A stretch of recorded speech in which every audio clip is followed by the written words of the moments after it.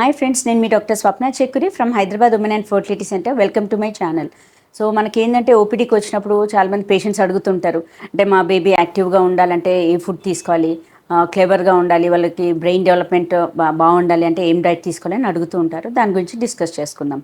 So friends, మనకేంటంటే baby brain development కోసం especially most useful is omega-3 fatty acids. And అందులో కూడా మనకు ఎసెన్షియల్ ఫ్యాటీ యాసిడ్స్ ఉంటాయి, డిహెచ్ఏ కాంపనెంట్స్, ఇవన్నీ కూడా వెరీ మచ్ ఎసెన్షియల్.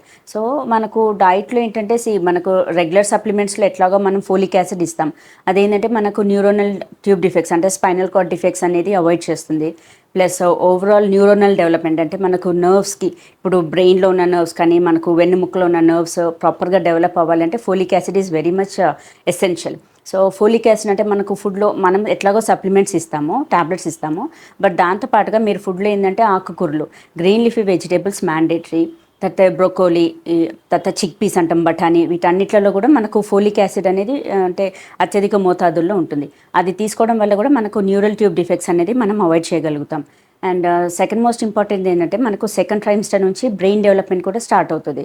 సో అప్పుడు ఏంటంటే అలాంగ్ విత్ ఫోలిక్ యాసిడ్ మనం డిహెచ్ఏ సప్లిమెంట్స్ కూడా ఇస్తాం. So on an average per day at least మనకు 200 to 300 grams of DHA mandatory. So అది ఎట్లాగో మనకు ట్యాబ్లెట్లో కాంపోజిషన్ చూసి మనం ఇస్తాం.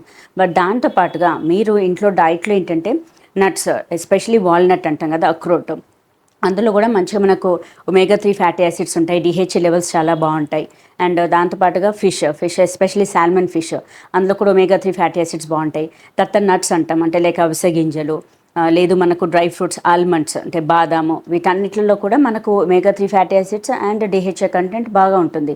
సో అవి ఏంటంటే మీకు రెగ్యులర్గా, అందుకనే ప్రెగ్నెన్సీ కన్ఫర్మ్ అయినప్పటి నుంచి డెలివరీ వరకు కంపల్సరీ డ్రై ఫ్రూట్స్ తీసుకోండి అంటాం. డైలీ 1 or 2 వాల్నట్స్ అండ్ ఒక 5 to 10 బాదం, ఆల్మండ్స్, బూర్ది గుమ్మడికాయ గింజలు, ప్రొద్దుతిరగడి పువ్వు గింజలు, అవి దాంతోపాటు అవిసె గింజలు, వీటన్నిటిలో కూడా మనకు omega-3 fatty acids and DHA component అనేది బాగా ఉంటుంది. సో ఇవేంటంటే రెగ్యులర్గా డైలీ 1 స్పూన్ తీసుకోండి అంటాం. ఇవన్నీ కూడా 1 day ప్రీవియస్ నైట్ అంటే ఒక బౌల్లో వేసేసి నానబెట్టేసి నెక్స్ట్ డే మార్నింగ్ మనం బ్రేక్ఫాస్ట్తో పాటుగా తీసుకోవడం బెటర్ ఆప్షన్.